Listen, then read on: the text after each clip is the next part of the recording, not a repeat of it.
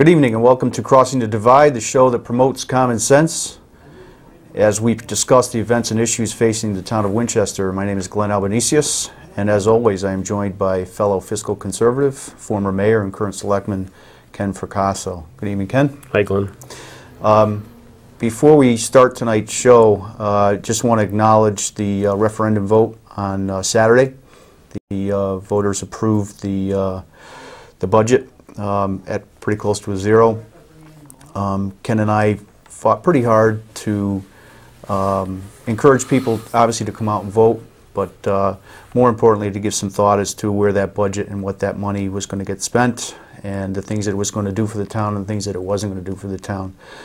So while we both respect the outcome, we feel there's more work to be done, and I think, Ken, as we'll try to do tonight, you know, it's going to be a continued education process as to, you know, informing people, you know, why we held the positions that we did, and you know, why the next budget is going to be equally as difficult. Well, I agree. I mean, the first budget was almost 9% that was put forth to the voters, so if nothing else, we save the taxpayers a boatload of money.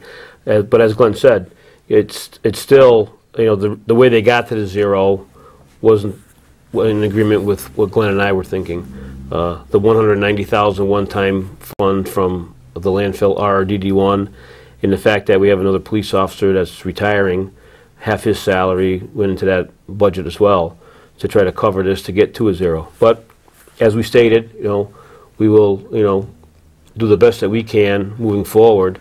But I would just say buckle up, everybody, once the reval comes in, and hang on for dear life, because I think there's going to be a lot of people that are shocked at what's coming at them. And the budget next year is going to be completely different than what we're looking at this year. Right, and we, you know, I think I'd be on solid ground in saying that more than a few people, I think, had gotten to the point where they were just going to vote yes because they had enough of the discussions and the back and forth, and they think they just wanted to put it to bed, and you know, I can kind of empathize with that, but I think Ken and I are pretty much committed to you know, staying the course here and trying to make sure that at least we offer, you know, taxpayers and residents and voters here in town you know, an opportunity to look a little bit beyond the here and now, and just kind of what's coming down the pike. I mean, we certainly need growth in revenues. There's no doubt about that,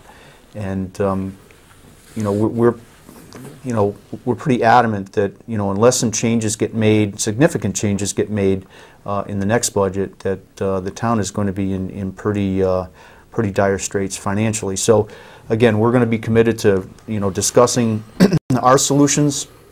Again, we're Republicans. We have ideas. We're not afraid to sit and explain them and try to convince people that it's worth taking a look at, you know, how we view the town and where it should be going. And I think that again, tonight's show will be another effort in that respect. Right, and we're going to talk tonight about reinvestment, and it's time that we need to start focusing on solutions, and we're going to address some of those issues tonight. The major key here is getting these ideas out and having a discussion, craft a plan, and, you know, act on it. I mean, instead of just putting it on the shelf, we need to get off the dime, so to speak, and actually do something. And tonight we'll talk about long-term as well as some strategies that we can do right now in the present. I think before we get too far, I'd like to mention the contract that we just ratified before we get into these some of the other problems that we're facing. It was a unanimous vote by the Board of Selectmen to approve the contractors for the Supervisors Union. They have agreed to go to an HRA health plan. The family benefit structure is still in place. There is the town's expected to save roughly $38,000 with this conversion to an HRA plan, which is a good thing. I would just like to state that Glenn and I were in agreement with this, but it is a small drop in the bucket. We have 3 more union negotiations that need to be renegotiated, and there was a gross if all the other unions jump on board, as did the supervisors, I believe the expected revenue savings, the gross savings, was $300,000. Correct. Maybe a little, 312,000 maybe. Right. That's if they all agree to this, same plan that the supervisors union did. However, the net savings over the course of the year is $165,000. So while this is a small step in the right direction, this is not an end-all solution to the problems that we face. We've stated before in the show that we need to have the town manager do a survey on, what the needs are of this town and what we need to provide services to these townspeople. If there needs to be reduction in departments, we need to be well aware of that. We need to have that discussion. And this is the only way that we're going to get to the end game that we seek and we desperately need to. Yeah, and I agree, Ken. I think if I have the count right, there were 11 employees part of the supervisor's contract, correct? That's correct, yeah. And I agree with Ken that we voted unanimously for to approve the negotiated contract. I think our labor attorney did a good job. But again, when you look at the numbers, although it's a decent size annual number, when you extrapolate it out over 3 years, and then you reduce it by the increases in salary, that number comes down fairly significantly. So certainly not necessarily going to take sole credit, Ken and I, but we were in agreement that this was a positive step in the right direction as far as trying to make local government as affordable as we possibly could. And I think the attorney did a pretty good job in explaining to us that negotiations as they are framed nowadays, you run the risk of asking for more than you can get back, and he indicated that had this gone to arbitration that we may not have gotten the concessions that we did. So I applaud the people that work in town here for agreeing to a revamped contract. Again, I think it's them stepping up and playing a role in ultimately trying to salvage the town's finances. So I just wanted to thank everyone that agreed to this. There's just 2 points that I'd like to, and then we'll move on to another subject. The reval, which we've spoken about several times.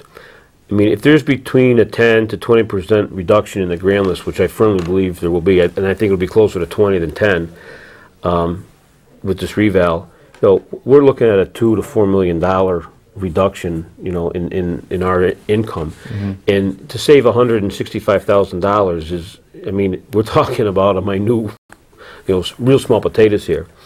But one of the reasons that Glenn and I did agree to this contract was that we are assuming that we will have the support of the rest of the Board of Selectmen as we move forward on some of these larger issues.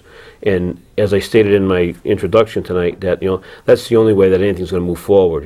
We're going to put some solutions out there and some ideas, and we are hopeful that we will have unanimous support or near unanimous support as we move forward to try to discuss and fix some of these issues that face us. Right, and I think the majority of selectmen, I run the risk of saying this, that I do think they understand the problem.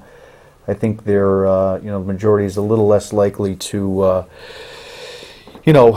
make the tough decisions that have to be made. I think everybody that I saw on the other side of the table just want to get this thing done, and as far as the budget was concerned. But again, I was I was glad to see that all 7 of us stepped up and agreed to take this small step forward as far as the contracts are concerned. And again, I'll just end by saying that some of the numbers that Ken threw out as far as the the annualized savings, that's based on the other unions agreeing. Mm-hmm. And while we're hopeful that that's going to be the case, we certainly understand that there is likelihood that there may be an effort not to accept that the same terms of this agreement we just negotiated, and that's just going to further complicate things. But I think it was a step in the right direction. So I just glad that happened. Hopefully, it won't get to that point, because if it does, then we're really going to have to look at some serious restructure, maybe sooner than we had planned to or wanted to. Right.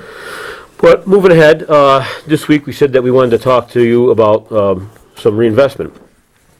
Not only is reinvestment a critical path to fixing this mess, it's also our ultimate goal. Statewide, there's a problem with jobs. We feel that same problem here. Most of our children leave the state to find jobs other places for better paying jobs. And our firm conviction is that the excessive regulations and taxation is driving these young people away from here. And the problem in Winstead's economy is not much different than it is anywhere else.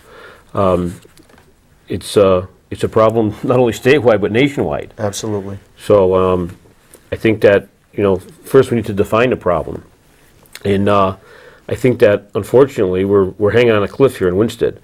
We need to get economic development going, and we need to get it going right away. The tax base has been declining for a number of years. Businesses are moving out. The downtown is a mess.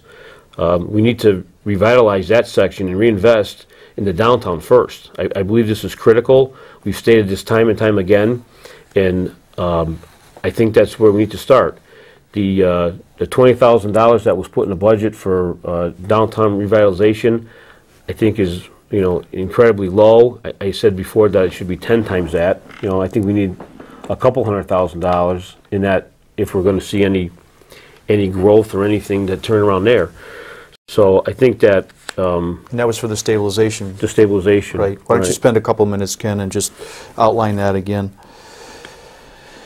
as far as the money for the... Well, the whole purpose was to take multifamily homes in the downtown area and convert them to single-family homes and give a tax break, whether it was for 3 to 5 years, partial or full. That's yet to be determined.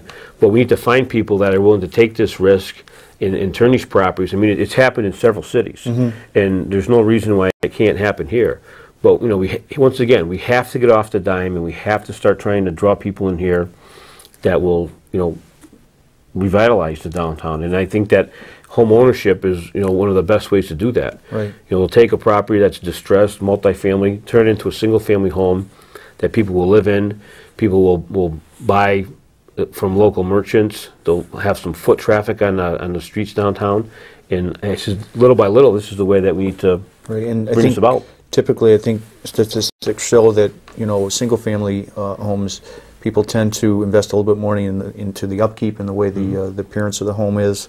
That raises the value of the home, and that increases the revenue that's generated, each year when we collect taxes. So we think that's a solid program. Again, Ken and I had advocated for a larger number to really kickstart the program and try to get as many people involved as possible. Since this budget passed, the $20,000 is there. I'm hoping that we can, collectively come to, an outline of how the program is going to work, get it rolled out, get it, publicized, and get people to take advantage of it. And I'm hoping it's successful sooner than later, because I think that that proves value to the program, and hopefully next budget we can increase that number. Right, but I mean, and I think this is where it has to start. Without economic growth, we're not going to go anywhere. So the budget can't continue to increase because people can't afford to pay more and more and get less and less. Right. This in my mind is the key to jump-starting the problems that we face here, because the town's not going to pay its way forward, and it just can't function anymore like this. And I think we're in agreement that it took 4 referendums to get it to the point where people, for whatever reason, said we're at the point where this is how much we're going to pay. Right. I think any discussion beyond that at this point is futile. It took a couple exercises. It cost the town some money, given the number of referendums. But we're at the point where people have said, this is the amount of money that we're going to devote to the budget. So, given that fact, how do we, look at our operating budget as far as the town is concerned, and where do we restructure? And as Ken and I have said time and time again, we still have to keep looking at that side of the equation as well. Right. I think a little bit more complex is what's actually happening here. I think all towns change over time. Healthy towns experience a swing in growth up and down. Yep. and some people in areas, more affluent areas, do better than others. In some places, unfortunately, like Winsted, tend to do worse. Businesses thrive and move on, or they die and disappear. But they're usually replaced by someone else, and that's the problem I think that we face. I mean, we've had such an outpouring, of leaving, and we've got so many empty storefronts downtown, and it's just kind of, it's a domino effect after that. It's just like snowballs. The values in the value of businesses and homes, it gradually just dies off. And it just falls by the way of the economy, unfortunately. And unhealthy towns such as ourselves don't experience that. I mean, it seems like it's been just all going downhill. I mean, this was a huge manufacturing town for many, many years, and slowly over time, one by one, they've all moved out, and now the tax base is left to 90% or better of homes, and that's one of the main reasons why we need to reverse this trend, and get a tax base and stabilize it. Right, and I think it's a cry for leadership, Ken. I would assume that you'd agree with me when I say that, when things are going wrong and headed downhill, it's easy sometimes to kind of sit on the sidelines and watch that happen. And while I'm not pointing fingers at anybody, I think that it's time for community leaders, political leaders, educational leaders, to all accept some responsibility for changing the direction the town's headed. And I don't think, given that this is Winsted, that's going to be an easy thing to do. But I'll sit here on as many shows as we have to and keep maintaining that we all need to be part of the solution. And collectively, once we start to build some momentum and people start to understand that, we hold the views that we do, if our base of people that agree with how we'd like to attack the problem grows, then I think we stand a chance of getting some things done. But just to sit idly by and kind of watch what's going on, I think is it's a sad comment on town. Right. So I mean, if we're in agreement, which I think we are, we all understand where the problem has come from. The statewide decline in manufacturing, as well as our local economy. The downtown infrastructure has been left vacant, and it's just crumbling. And I think there's been a failure over several decades of this loss of revenue downtown that's gone unchecked, that's unattended, so to speak.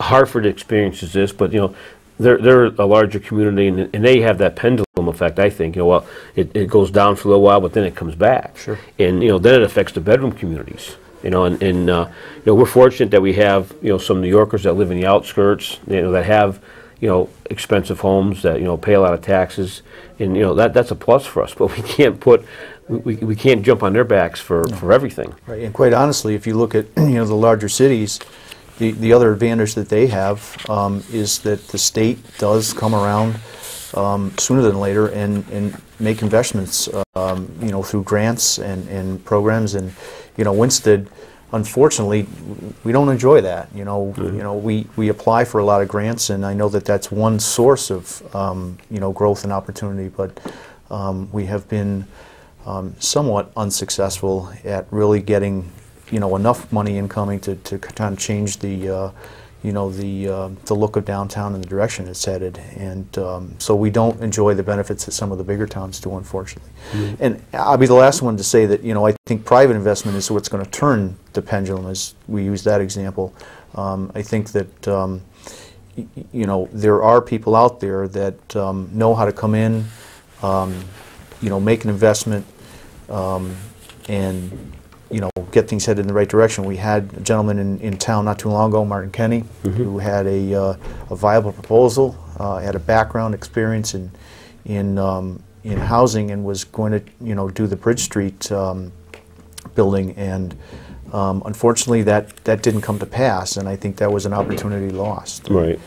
I brought this up most recently at a selectmen's meeting, and as far as economic development is concerned, I do believe that we have to actively, at some point, we have to actively sell the town. I don't think if we just sit back and raise our hand and say, we have a lot of nice places here in town. Right. You know, please come to us. I don't think that that's going to be the way it's going to work. I think that, you know, we do have local realtors. There was a comment made about that. That's why we have realtors, and yes, they are part of the equation, but I think that, you know, we need to have some kind of plan as to what, you know, we want downtown and what Winston to look like. And then I think we have to have some professional people, you know, get in their cars or get on the phone and start to people that know how to come and do this stuff. Right. And I think that's the part that, you know, I think needs to happen sooner than later, and hopefully it will. Yeah, I mean, we have to help ourselves. It's just, but as you just said in, you know, different words, we can't sit back and wait for it, you know, the golden goose to come to us. I mean, we have to go fetch it. Right, so and to speak. the build it and they will come. You always hear about that when you know you say, well, let's do this in town,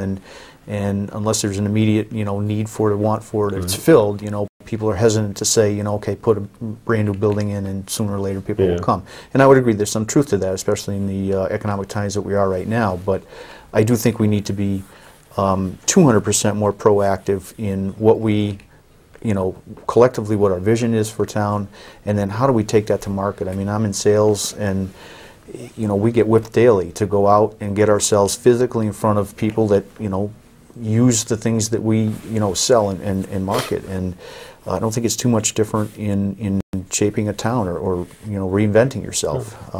You know, decide what you want to look like, and then, you know, hit the pavement and get in front of the people who know how to get it done. It's no different in my business, Glenn. I mean, if I were just to sit back and, I mean, you know, I'm fortunate to work for, you know, one or two large state contractors, but if I just relied on them all the time to call me every day, you know, I wouldn't be in the position that I am. I mean, you have to actively go out there, and, you know, I belong to a bunch of organizations, and, you know, so, you know, and I've been doing it for a long time.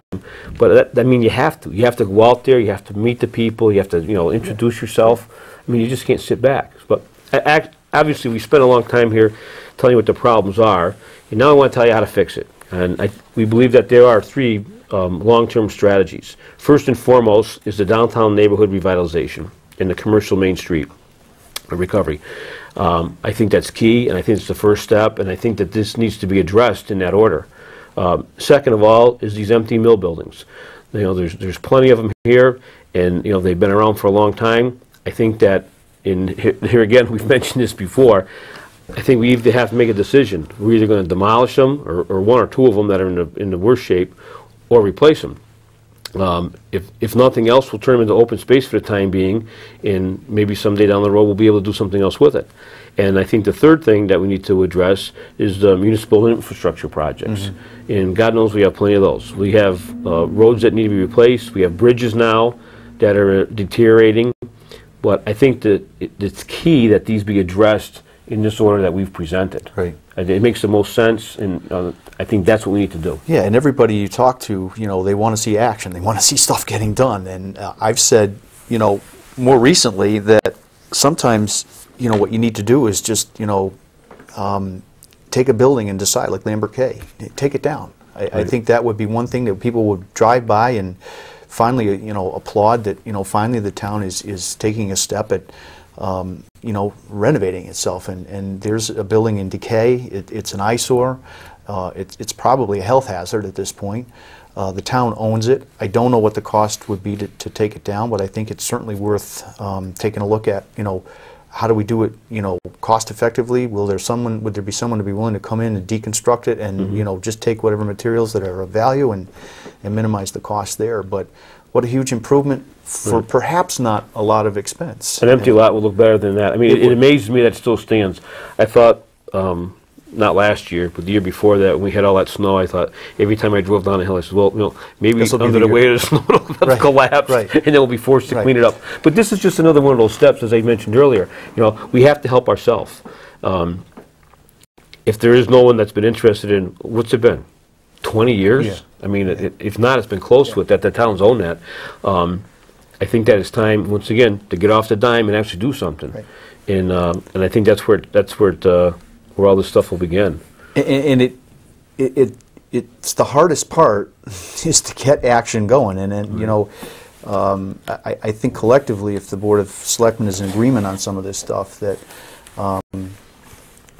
you know, we need to, you know, instruct Dale to, you know, find out what it would cost to do that.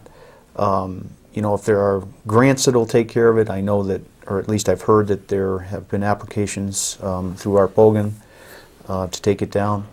But I think it needs to be a priority, and I think again it's something that the taxpayers and the residents of town would certainly support. And you know, big picture, if you turn it into open space like it would, you know, if you deconstruct or take it down, that's what would happen. I think that's an improvement, you know, and that's what people want to see. Right. So, I mean, there we have the three key issues. Downtown residential issue, that's where most of the value decline is occurring right now, and that's where we need to stop this and reverse the trend. We'll put more foot traffic on Main Street, and that will be a good thing for the existing stores that are there and any more that might come. However, the $20,000 that was budgeted for this stabilization grant is way too low, and we need to improve that. And the second thing we mentioned was the mill projects.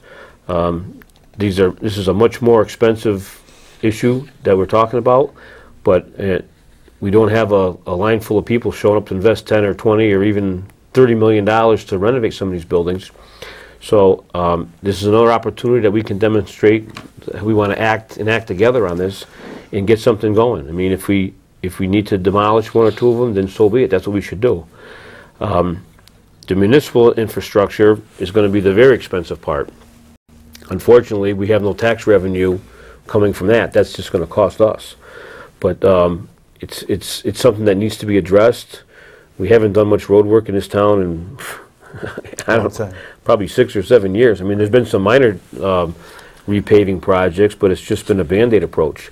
I think that if we're going to attract investors, you know, we need to start doing something, you know, to improve our infrastructure here in town.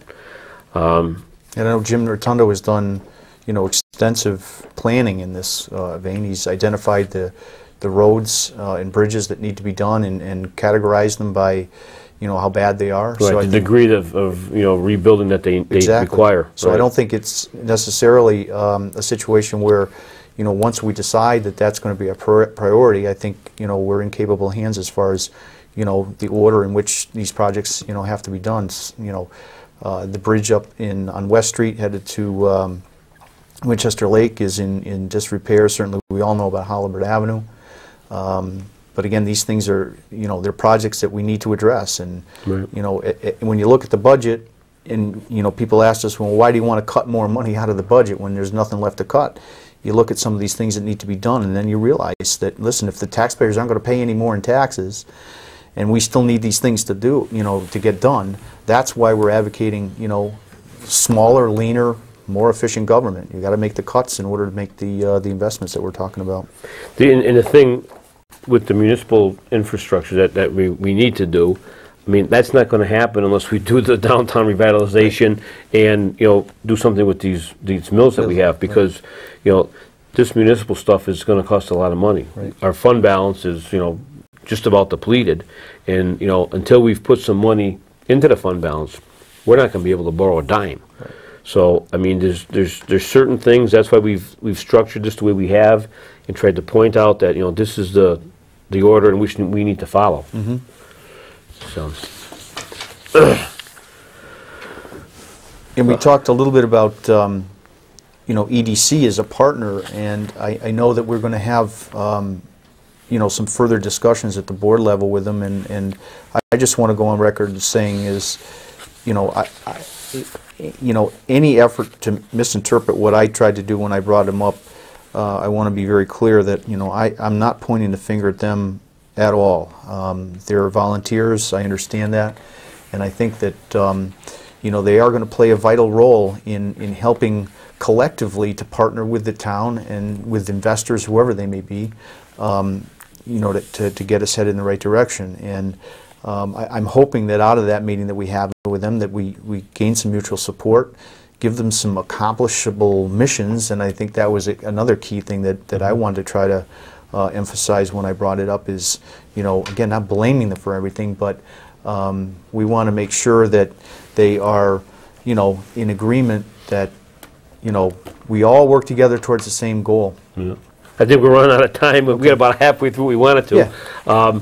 We urge everyone to come out and vote next week, and we hope that you'll vote for Jake Hayes for 63rd state representative.